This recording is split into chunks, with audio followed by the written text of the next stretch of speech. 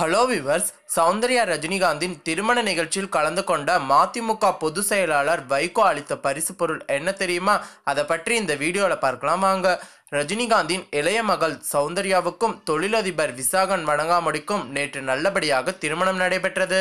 இந்த திருமணம் நடக்க காங்கிரஸ் கட்சியை சேர்ந்த திருநாவுக்கரசர் தான் முக்கிய காரணமாக இருந்துள்ளார்.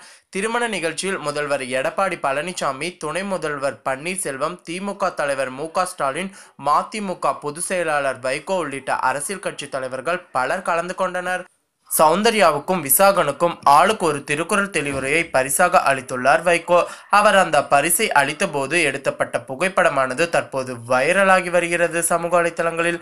மாப்பிள்ளை விசாகன் புன்னகையுடன் திருக்குறளை பெற்றுக் கொண்டுள்ளார். சௌந்தர்யா விசாகனின் திருமண நிகழ்ச்சியில் திரையுலக பிரபலங்கள் பலர் கலந்து கொண்டு அவர்களை வாழ்த்தினார்கள் என்பதும் குறிப்பிடத்தக்கது.